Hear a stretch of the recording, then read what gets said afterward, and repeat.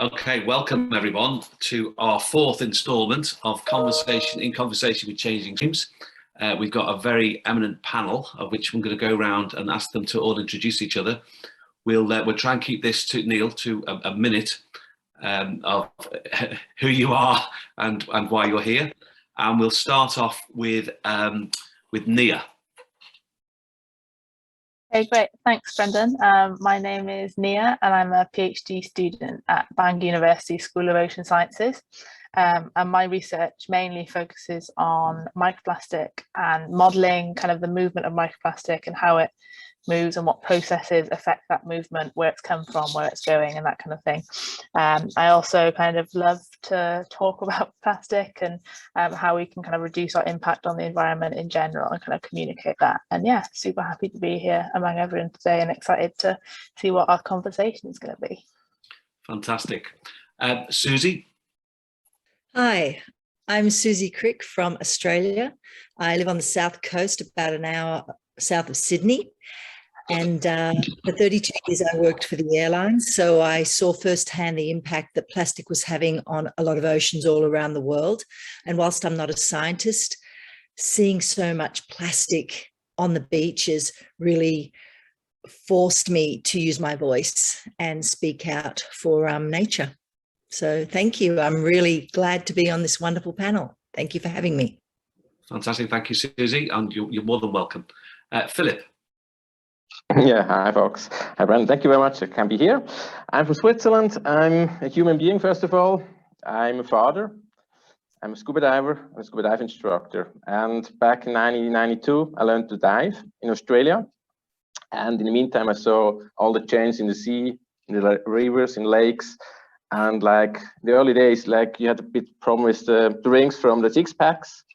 And today is so much trash, plastic floating around. So I try to explain people how to avoid it. And also like in Switzerland, we produce a lot of trash as well, like not only the sea, it's also a problem of all rivers, all lakes. So yeah, thank you. Excellent, thank you. And thank you very much, Natalie, for joining us. I know that you haven't been feeling too good the last few days, so we really appreciate you taking the time. So over to you, and you can keep it very, very brief. Thank you, and I'll try not to cough on any of you remotely. So yeah, I'm Natalie Fée. I'm the founder of City to Sea, and it's great to be here today and great to meet some of you as well. And so City to Sea is a not-for-profit organisation based in the UK, but our campaigns reach around the world. We've been going since about 2015 now. And we've focused really on stopping plastic pollution at source by running behaviour change campaigns, grassroots volunteer-led campaigns like Refill, which also has an app, so we have the tech element of that as well, right the way up to government lobbying and petitions on supermarkets. And over the years we've seen some big wins, like our Switch the Stick campaign that got all of the supermarkets to stop making cotton buds out of plastic. Obviously it's taken 4 years to government to legislate. I'm going to stop now because I'm going to cough.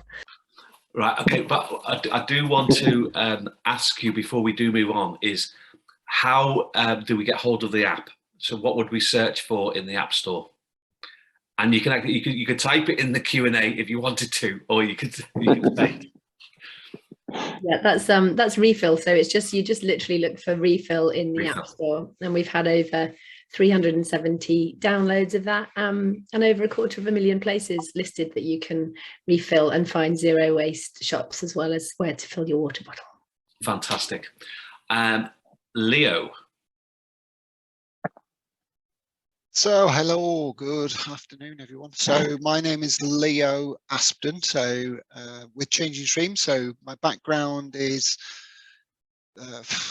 very much in marketing, business strategy and coaching and development in more recent years. So I'm very much focused on working with companies in the construction sector, and as part of that, as you might well imagine, there are many building materials manufacturers that obviously include plastic in that portfolio. So I'm also very much involved with the events program for Changing Streams. We're also running an educational program which will go into schools. We're also developing that further within industry, so we will be educating in terms of more efficient new build of houses, but also in terms of retrofit and maintenance as well. So that's my background. Exciting times ahead. Thank you, Leo. Neil. Hi all, good afternoon. Thanks for joining us and welcome to the audience watching. I'm Neil Maxwell. I've had 32 years history in the construction sector in fit out and office refurbishment. Went on an expedition in 2018 to the Arctic, came face to face with the destruction humans are causing to this beautiful planet we call home, and came home and thinking I had to do something about it. Therefore, connected with the University of Liverpool. Changing Stream was spawned from that initial conversation, and we're focused on reducing the amount of plastic that we use and rely on within the construction sector, because it's the second largest user of plastic after the packaging sector. We're basically looking for best outcomes. We're doing research and consultation. We act as a bridge between academia and industry, and we're working to bridge that gap between industry who want to upwardly innovate and become greener companies and satisfy their CSR and ESG requirements, matching that to research and consultation with the university. Our principal partner is University of Liverpool, but we do work with other universities and HEIs around the world. Thank you. Excellent, Neil. And I'm Brendan Kenny, so I'm going to be the host for today and ask a few questions. I'm sort of one of the contributors to plastic waste in the past. I pioneered pre-packed product in the fixings industry and put millions and millions and millions of heavy gauge plastic bags into the environment. So this is my penance, is to change as much as I can to give back from being. We didn't know what we didn't know many years ago, but now we do. Then we have a duty to change. Hence, Changing Streams. So the first discussion is the impact of plastics on our oceans, marine life, and how does it impact on us, on our human health. And I want to go around the audience, sorry, the panelists, and give your perspectives on what you see from how you work and how we could potentially change and make little changes and suggestions in that. And we'll start with Nia, because you're our brightest, you're our future.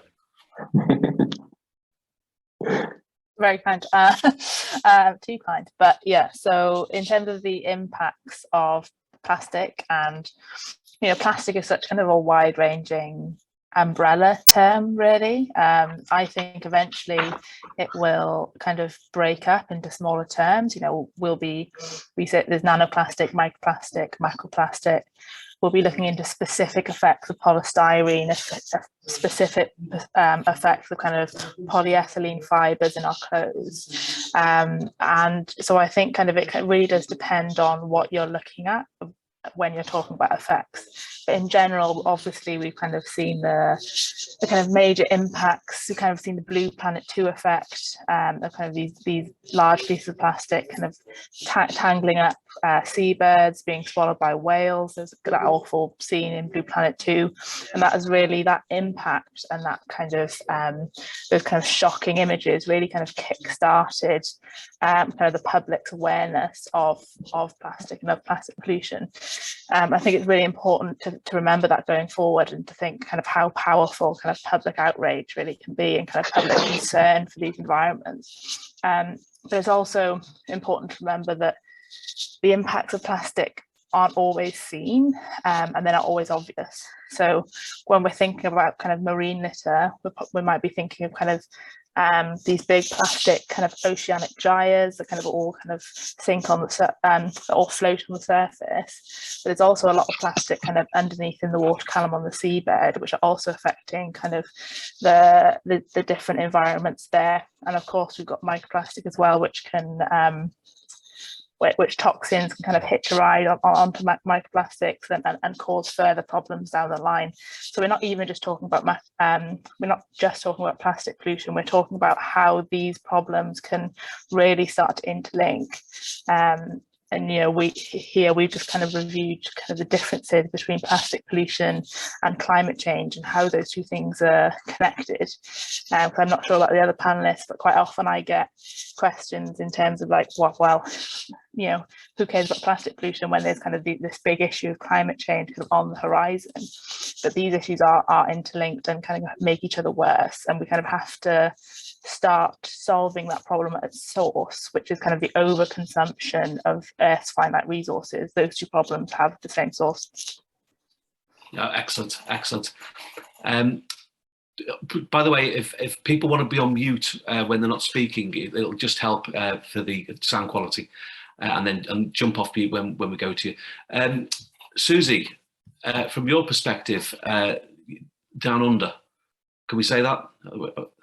Yeah, absolutely. Look, my personal mantra is that we all live downstream, and no matter what we do, it has an impact somewhere else along the line. So as Nia had mentioned, it's all interrelated. So Nia mentioned the whales, and two things that came to me immediately. One was the images of all the birds that can't fly now because of the plastics in their stomachs. And we've got an island off the coast of Australia called Lord Howe Island, where there's a research centre, and every chick that dies, or there's so many birds just dead there, when they open them up, their stomachs are full of plastic.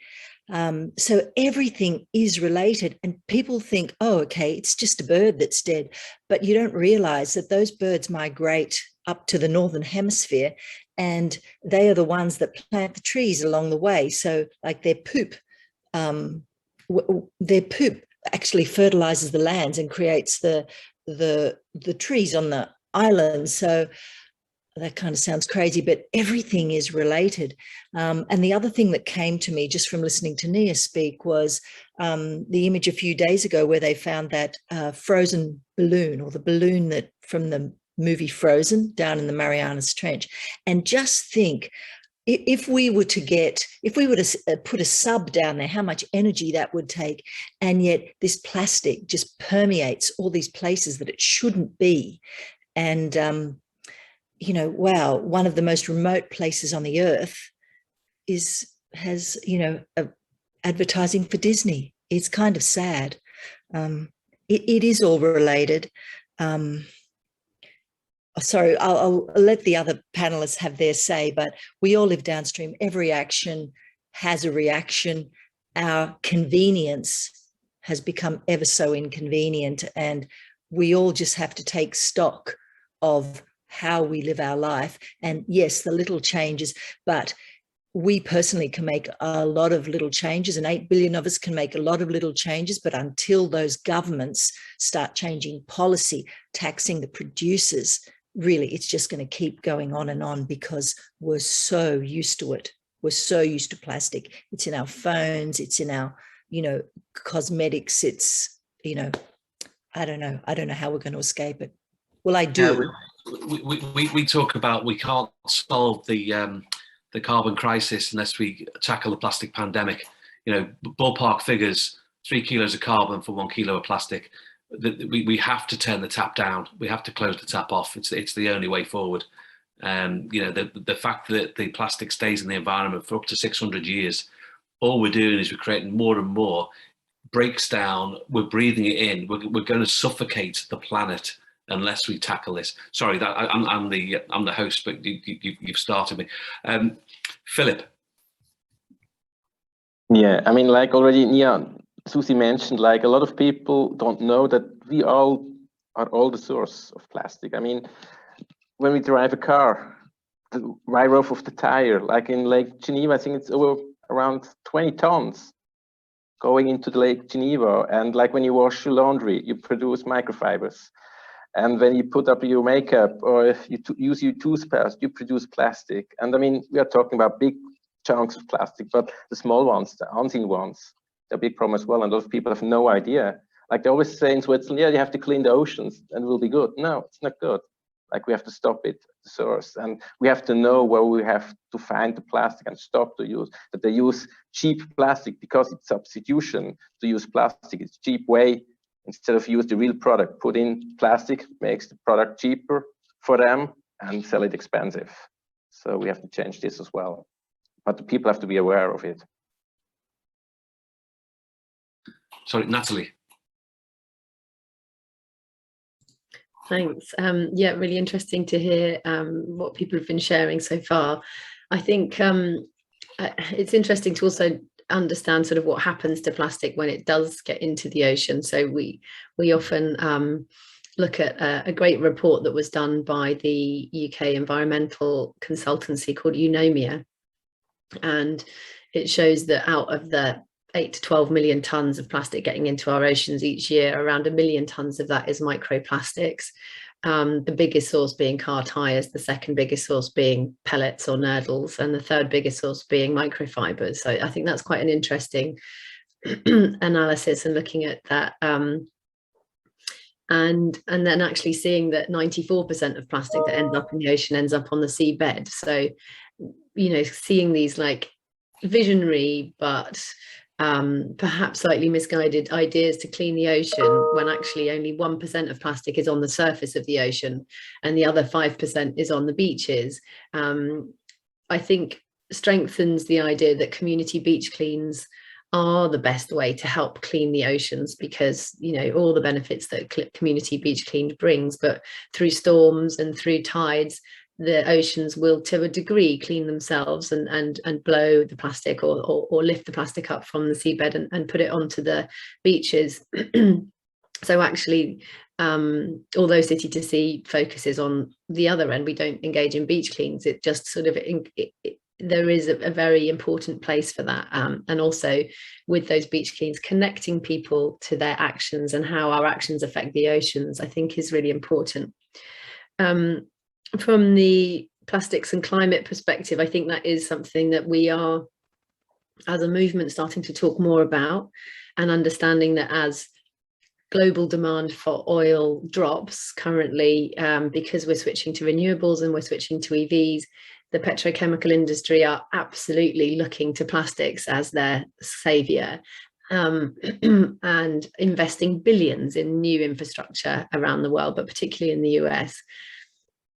And if that happens, that's predicted to, currently global oil use is about 8 to 9%, or maybe a bit lower than that currently. That's predicted to rise to 20% for the plastics petrochemical industry by 2050, anticipated to triple plastic pollution in the ocean. So, you know, whilst we are making headway in terms of tackling, you know, cotton buds and tackling straws and sort of little itty bitty things in some countries, banning bags, Susie's absolutely right in terms of until there is binding legislation that is actually clamping down on this. And also our exporting of plastics in the UK is completely outrageous. We're still exporting plastic to countries that don't have the facilities to deal with plastic. And then I think my last point really is more from a sort of intersectional lens of just recognizing that plastic pollution isn't just about whales and albatross.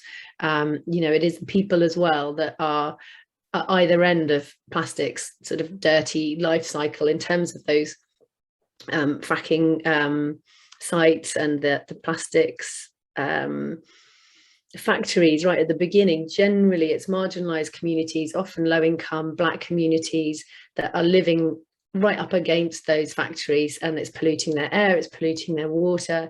And then again, right at the other end where our plastic is being exported to, again, it's often low income, marginalized communities who are ending up as our waste pickers and sorting through our waste. So there is very much a human element to plastic pollution as well. So yeah. Sorry, Brendan. Caught you as you were coughing that time. No, it was me coughing then, and I thought I'd get a quick glass of water straight onto it. So who do we think is responsible? Is it the individuals? Is it the companies? Is it the governments? You know, Susie, over to you. Everyone. We are all responsible for this. Yes, we can point the finger and say it's the producer, make it, take it back. But I still use an iPhone. I still drive a car.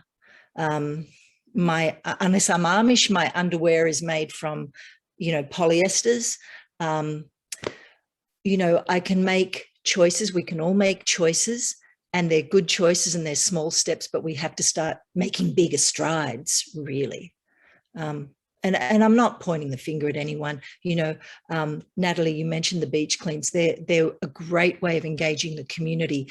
I've been doing these for about 12 years now. Every weekend, bending over. I will be bending over forever. But it is one way to bring in people and, share the education about what is the ocean is spewing out and how our actions on land are affecting what's happening in there. But, we really have to go beyond that, I think. But yes, I mean, I've got a beach clean next weekend, and it's almost like, but it really is to engage, to pull in new people and just to get them aware of how our actions are affecting our beautiful ocean. Sorry. Very interesting. Leo, construction perspective, who do you think is responsible specifically in construction? Wow, that's a big question. So I mean, I would come at it from a marketing perspective, because that's a lot of my background is in marketing. So, and I believe that, driving the message of sustainability is one thing, but I think it's about behavior change. So it's about awareness and changing that. So I would pitch that very much at, obviously, companies within the construction sector and how they position that, basically. So manufacturers certainly, I think, have a role to play. I think governments have a role to play in terms of the standards that are permitted in terms of materials, in terms of packaging on site, and how that's done. It's interesting to listen to Susie's comment about the downstream, that it affects us all, because I think one of my clients previously had a wonderful little strap line which was from roof to river, and they were very much involved in drainage products, so lots of PVC pipes and everything that comes from the roof of a building right down to underground and everything. And it's that. So I think we need to understand better what are the impacts of using those materials. Is that carried from the river to the oceans? And is it carried from the oceans into marine life? Is it carried then, which it clearly is, into us then as human beings? And what is the impact of that? And at the moment, I think there's a lot of there's a lot of talk, but I think it's about change, and I'm very much for behavioral change. So coming back to the marketing side, I see marketing and marketeers have a big role to play in not just positioning this as sustainability, but also behavioral change, that we do things differently. Yeah, interesting. I've got my idea of I think who's to blame in the construction sector, which I won't share it yet until Neil's had his say.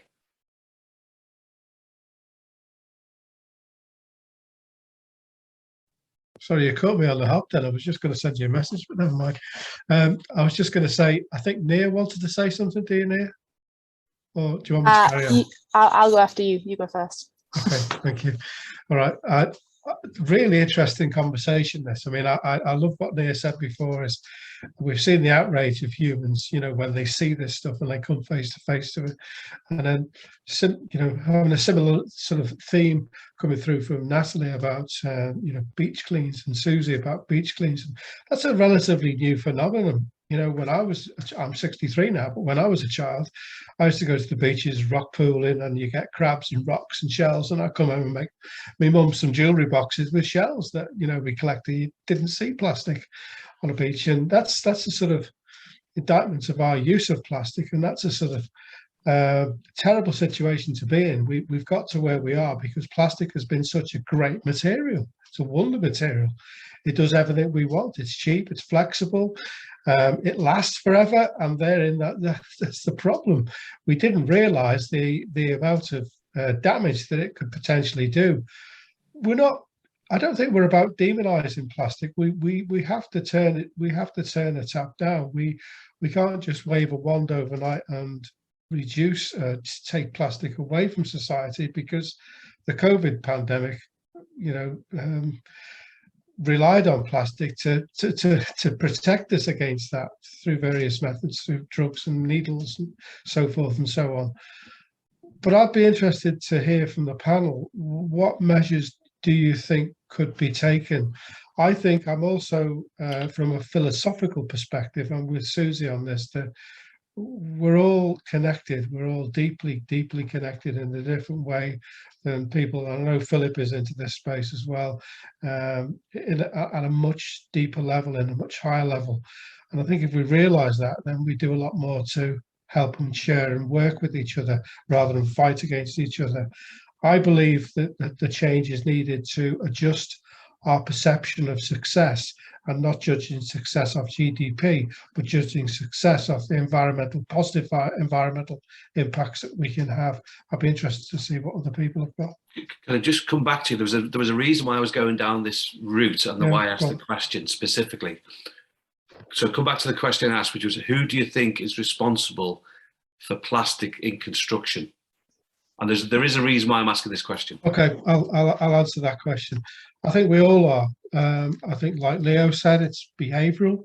There's a lot of behavioural things. There's a lack of understanding throughout the supply chain, through the whole supply chain, because we're all too busy making money. We're all too busy cost cutting. We're all too busy trying to make the next buck, to try to do the better things.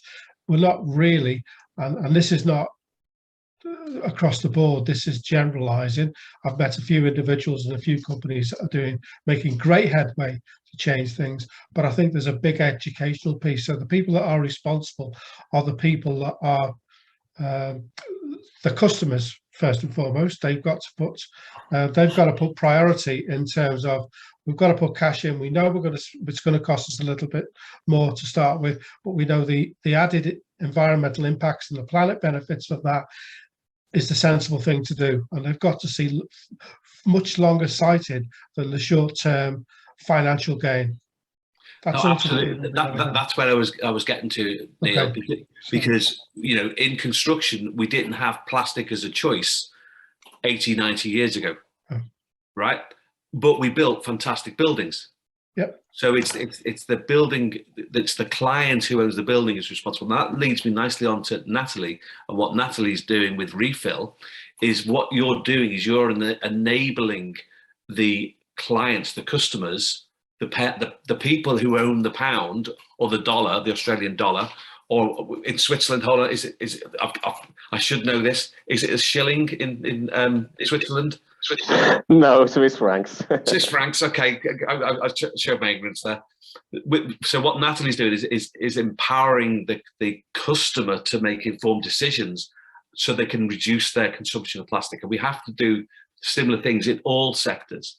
One of the big problems with waste in the oceans, and I want to open up to the panel, is the fishermen.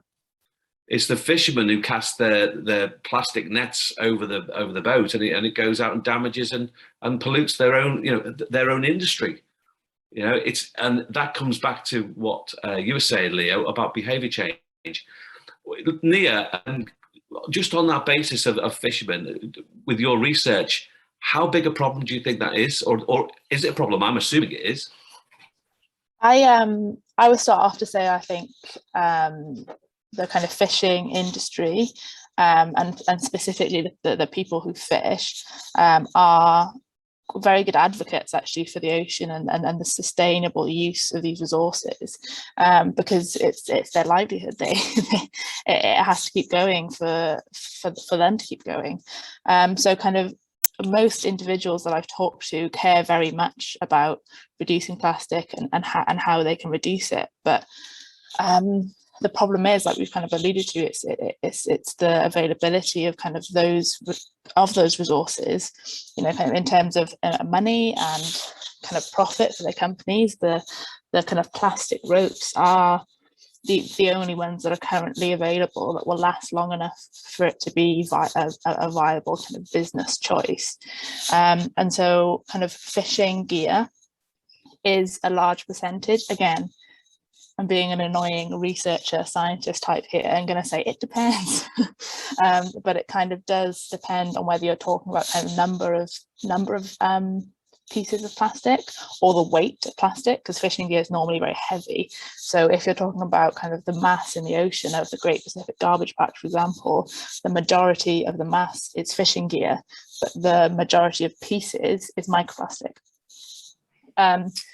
So you kind of it starts to get very complicated because no issue is black and white here, but kind of the blame game is an interesting one, because I think it, as all the panel have said, kind of it does come from both ends. I think we need to kind of squeeze the people in the middle to kind of start making action. Kind of the customer needs to vote with their cash, with their money when possible.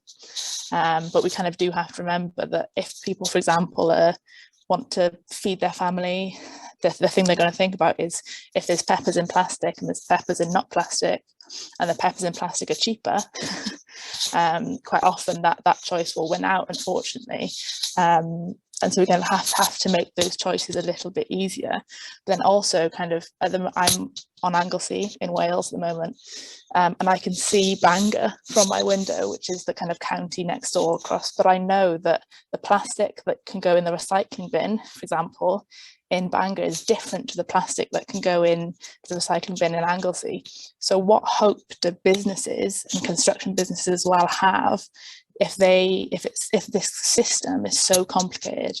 And recycling is definitely not the option, is not the answer here. I'm not saying that, but I'm saying that if there was a kind of a controlled and a regular system where you could say to businesses, this is the material that we can recycle and reuse well in this country, and the kind of logistics are in place for kind of refill centres and kind of bringing your own containers to different supermarkets, then people would do that because it would be easy and it would be cheap. And those are kind of the two questions I think that needs to really motivate kind of innovation within kind of this space, is making it as easy and cheap as possible as buying a bag of peppers kind of wrapped in plastic, or buying PVC piping kind of for your construction project.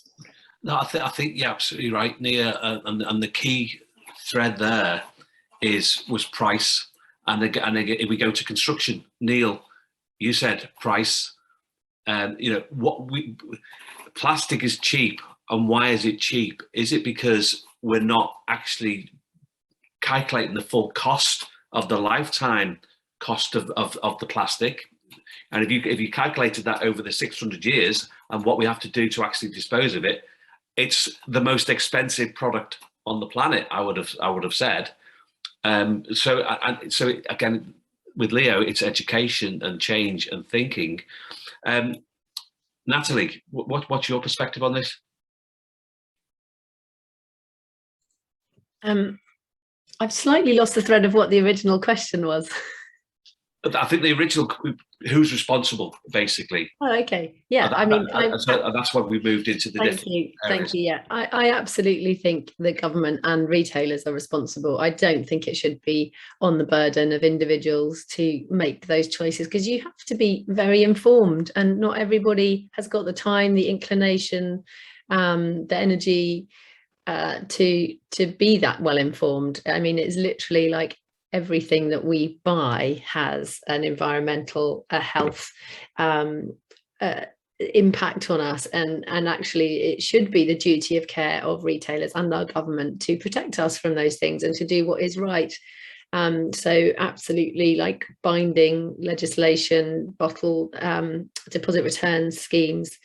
So yeah, I feel very strongly that the government and retailers should be responsible, but as they're not taking responsibility, that's where those grassroots movements and that the power of individual voices and voices of campaigners comes in. And we, as you mentioned, through the refill campaign, as well as giving people ways they can access, sort of eat, drink and shop with less plastic, what we also do is we build partnerships and relationships to increase infrastructure so that actually more people can access refill and make it more affordable for all. And I think those kind of, once then the government and retail see that there's demand for it and see that there's a trend, then that drives investment and policy. But sadly, it should be the other way around. Philipp, from Switzerland's perspective. I have a clear option, and it's the producer's responsibility, because if you produce a product, you have liability, you are responsible for your product. And I mean, plastic, it's really good material and we got addicted to it. But on the end, we don't pay the full price. We just pay for the plastic, but the damage, we don't pay for it. And I was like, when you buy organic stuff in Switzerland, fruit or vegetables, it's wrapped in plastic. I mean, come on, give me a break. I buy organic to avoid unnecessary stuff. And yeah, and also, I mean, it's quite complicated. I mean, we as users, end users, we are responsible as well. But first of all, why we don't have a choice? I mean, sometimes you are forced. And also plastic recycling, there isn't really plastic recycling. Like you steal, you can use it again. Plastic, use it a few times, it's gone. You can't use it again. So it's not really, and I don't think it was ever intended to be recycled. I mean, you have these 7 types of plastic and they all have the recycling sign, but you can't recycle them. And then you have thousands of different types of plastic as well. It's just too complicated.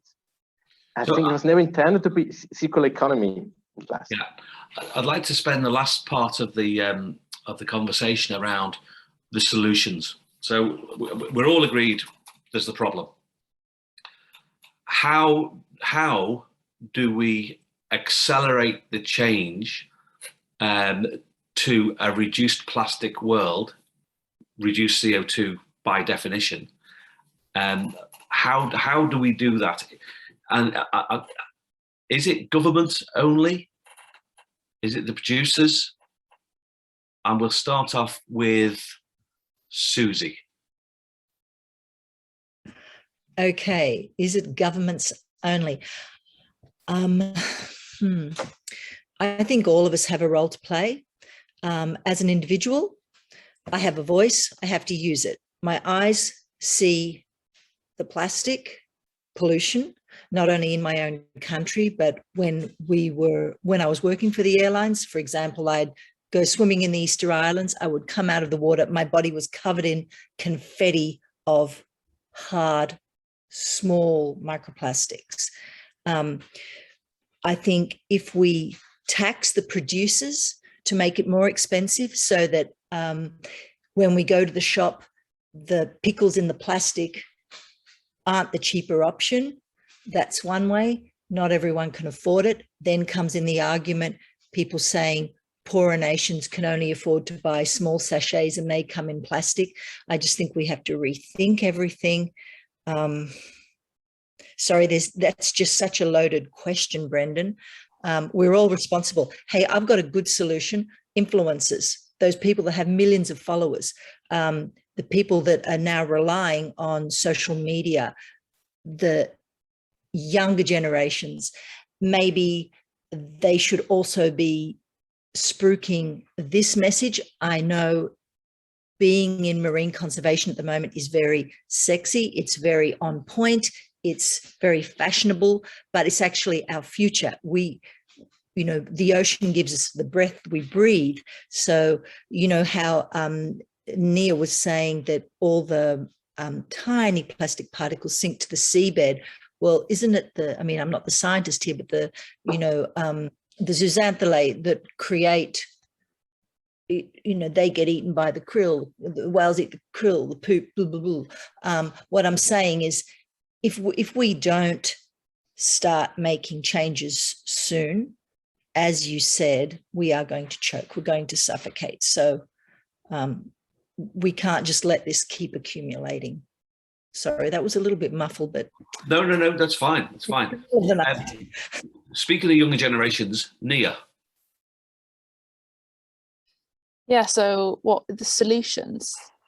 I don't think there's going to be a silver bullet that fixes everything. I think we need to be careful about kind of replacing plastic with another product that will cause a different but similar scale problem down the line. I think quite a few of us today has talked about kind of the time scale in which this has happened, and this is kind of within one lifetime, and that scale of change is very interesting. You know, kind of in the 50s and 60s, plastic were presented as kind of a miracle product, and it was going to save the forest from deforestation, and kind of, but it was presented as a material and as a product that was going to last, and it was cheap and light, and it democratized a lot of kind of a lot of fields, travel, kind of medicine, kind of allowed us all to kind of access that a lot easier.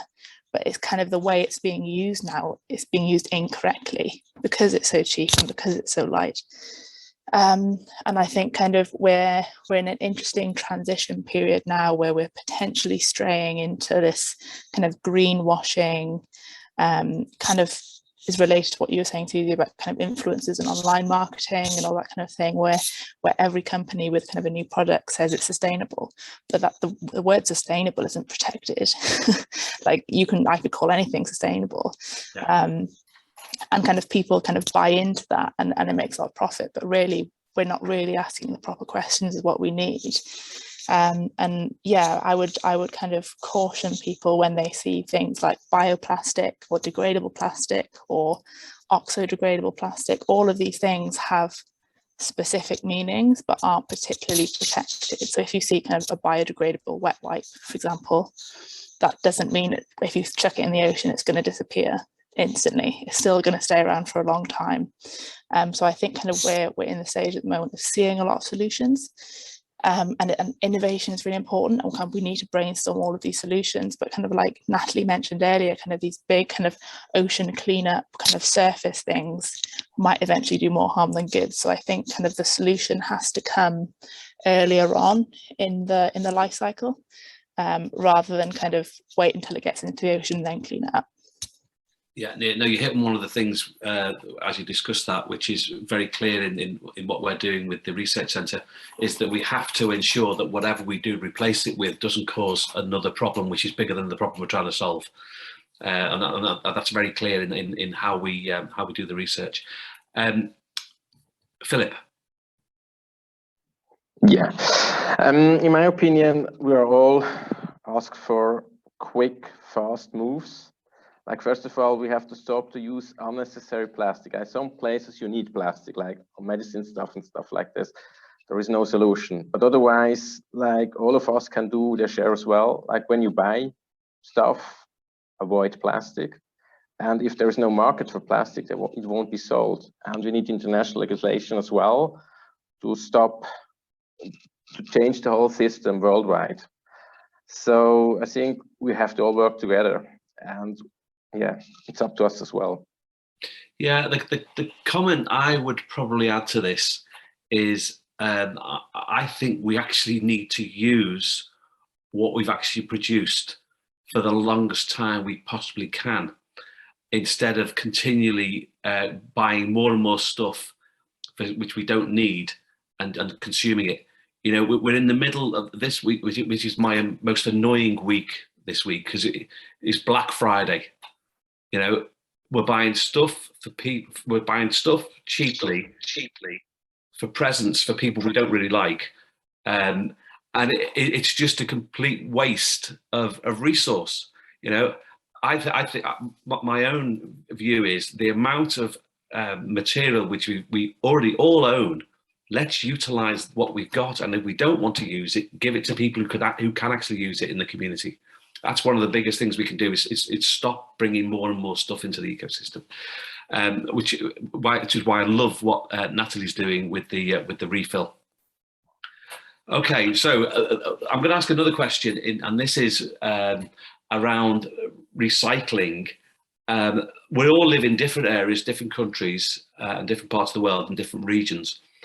The biggest challenge I can see for the recycling sector, because whether we like it or not, we've got to deal with how we already how it already work, is the different rules, regulations, standards across different jurisdictions in the recycling sector.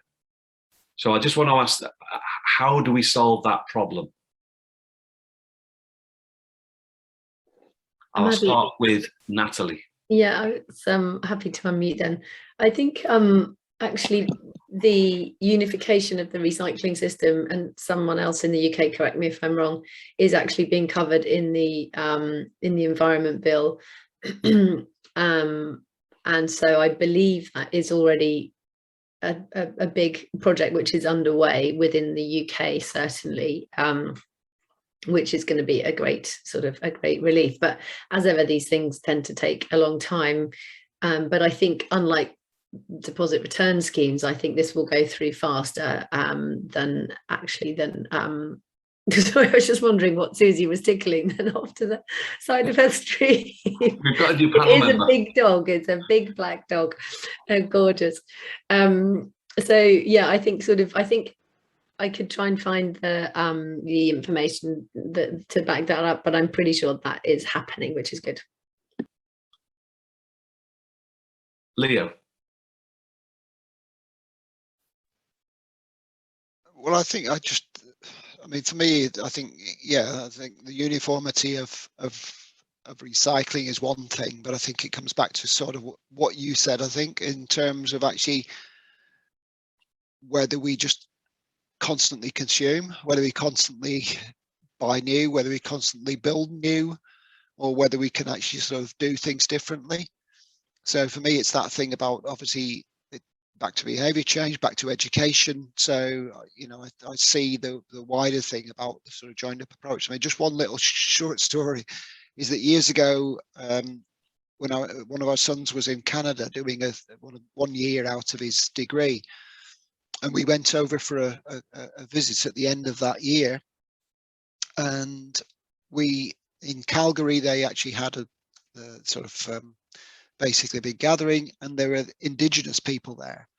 And we spoke with one of the Indigenous chiefs, and what he said to me stuck with me as well, because he said that, growing up in their culture, they were taught to respect everything in the earth, to look after it, to use it, and everything was used. And yet he says his daughter grows up now with an iPad and all the other things there.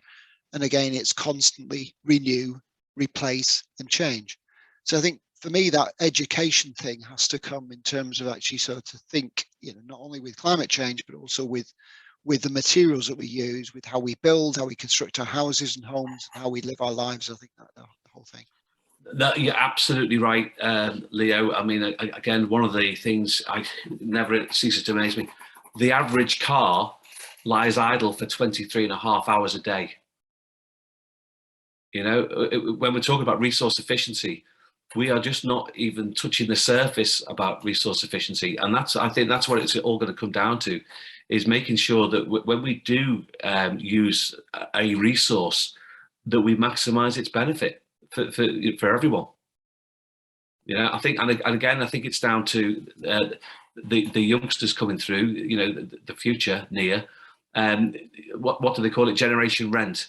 Where do people really need to own their own house? Is there a more flexible way of the way we live, which is going to help to reduce the amount of resources we consume? And what are those new business models in that area? Because there will be economic benefits for doing things differently. So I'm going to go around. We've got one question from Kate. I'm not sure whether is it a question, Neil. You've sent me a note on it around ecosynthesis gas, DMG, distributed modular gasification process, which can convert high calorific value waste material such as tires and plastic into clean ecosynthesis, easy for me to say, gas, then fuel grade hydrogen. Okay, that's an interesting one in terms of how the battle between hydrogen and batteries in cars. Has anyone got anything to say about that one? Because I think you can all read the message Kate sent. Yeah, I don't know much about this at all. I'm definitely not an expert on kind of hydrogen cars and food as waste and that kind of thing, but I would, again, err on the side of caution. Like in terms of dealing with the waste that we've got now, these kind of solutions are really interesting and definitely should move forward, but erring on the side of caution in terms of relying on something like plastic waste as a fuel source, for example, because like Natalie said, the kind of the environmental impacts of plastic don't just happen kind of at the end of life in the ocean. It kind of happens at the start as well, kind of in these plastic plants. Kind of there's a documentary, The Story of Plastic, which is really great and kind of covers that. I'd recommend watching it. And yeah, so kind of we're dealing with this whole thing. So and we're still working on that kind of linear system of creating plastic and then burning it for waste at the end. If I've understood the mess properly, I read it very quickly. But yeah, kind of we need to move towards this more kind of circular system where we can, like we were talking about, reuse and kind of refill and all that kind of thing. So although I think that those things are great at the moment, I think eventually the solutions will be more circular in nature. Right, I'm going to wave my magic wand now, and we're going to transport 10 years into the future to 2031, and I want each of you to describe what the environment looks like and where we are. And I'm not going to put Neil on the spot. I'm going to put Philip on the spot first. Everyone else has got a chance to think about it first. Wow, a tough question. I hope so, that we have found a solution to reduce the plastic and the impact of plastic, and that we get the plastic out of the system somehow. But at the moment, I wouldn't have a really big clue what to do with this micro nanoplastic. Yeah, but I would like to see birds without plastic in their tummy, animals, the oceans not full with plastic. This would be a big wish. Natalie. Thanks. I'll focus in on our kind of experience of going into supermarkets where we see our groceries, our fresh groceries, loose and local, and we take our empties back into the store with us. We pick up a pre-fill, we scan it on our app, and I think that whole way of shopping, we will very much see that within 10 years' time, the massive reduction in the amount of single-use plastics in our supermarkets. I think that's the bit I'll major on. Yeah, that's just adding into that one, Natalie. You know, in 10 years' time, with the advancements in AI, actually the supermarket should know what you're going to come in for and have it prepared for you with your reusable jar. Anyway, Susie. My future is about regeneration, as in regenerating the earth, refusing the stuff we don't need, reducing our consumption, because we can't recycle our way out of this mess. So regenerate and refuse. Regenerate and refuse. I like that one. Now we're going to come to Neil. I was just going to say the same thing, Susie. Just repeat the question, Brendan. So I've waved my magic wand. We're now 10 years ahead. It's 2031. What does the world look like to you? My wish, or what I think the reality will be? Well, give me both. My wish would be that we are finally found a way, not just in the UK, as Natalie quite rightly pointed out, of unifying recycling and making that work properly, but unifying recycling around the world. And we've found a way that we can build property, because the amount of property that we need is going to double in the next 10 years, the amount of people that are increasing on this planet. So the property that we build will be almost like Lego, deconstructing, able to deconstruct and able to reconstruct in a simple way. So you're perpetuating the life and you're using it, and you're taking full advantage of the life cycle of a product right the way through. The reality is a little bit different because I think we're still being driven by finance, and it's all very well people at COP, the higher level influencers and politicians and players of this world, talking about we're going to change this and we're signing up to that. I'm not saying it was bad. We achieved a lot at COP. Those last minute changes were disappointing around coal. And there's still a lot of companies that haven't really bought into the desires and the aims and ambitions of the carbon reduction program. So unless we bring plastic into that equation, I don't think you're going to hit those goals in reality. That's my take. Thank you. Leo.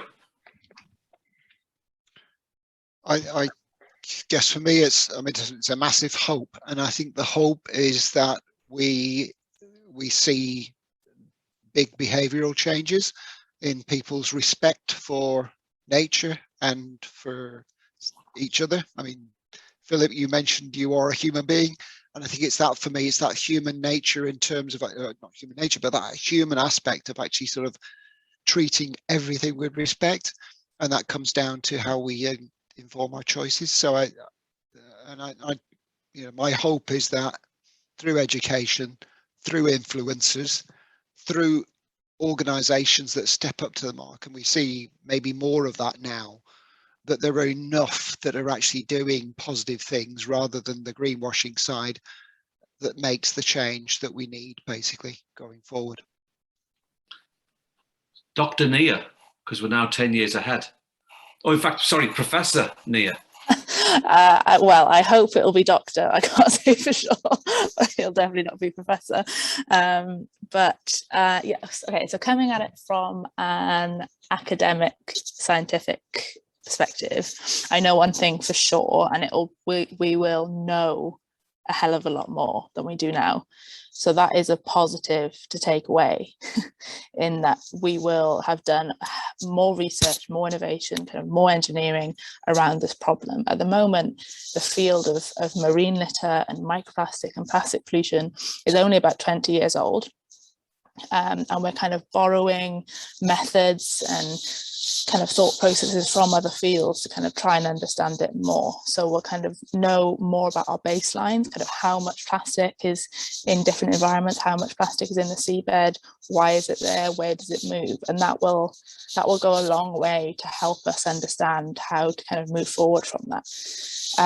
I also think we'll kind of, in terms of, someone mentioned tech in the chat, I think Kate mentioned kind of technological solutions, and we'll have a lot more of those. At the moment, there's kind of the drones, kind of satellites, to kind of identify these areas of large accumulations of plastic, and that will help us clean us up. That's already happening, and I think that will only increase. But from a personal perspective, I agree with the whole panel in terms of I think we will head towards a much more reusable society.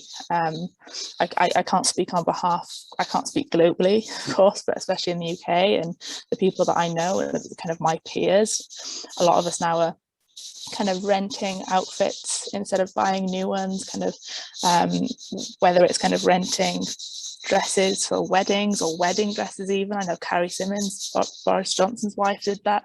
It was in the news. Kind of all these things have become a lot trendier now, and refills, and I hope that becomes more accessible to everyone, because at the moment I think there's a premium on that. There's a premium cost, and I hope that becomes just kind of a regular thing in 10 years.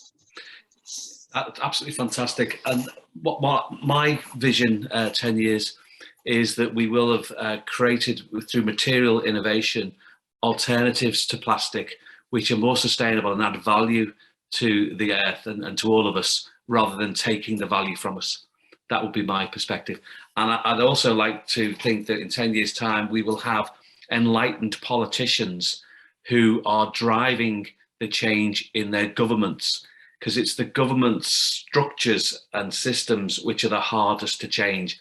And I think if we get principled politicians to help to drive that change, and I hope that within 10 years we have that, because they'll see that they're going to get their reward, which is the vote in the ballot box, by winning it.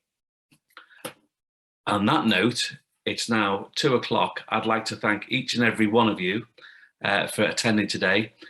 Does anyone want any last final comments before we close the In Conversation with Changing Streams 4? No? Just a quick one, just a huge thank you to everybody who's on the panel to joining us, and again for the session. Susie, particularly in terms of the time difference, really appreciated. Natalie, obviously with your voice, really appreciate obviously you taking part, and Nia as well, and also Philip. It's been really fantastic, and thank you for that as well. Thank you. Our next webinar won't be till January.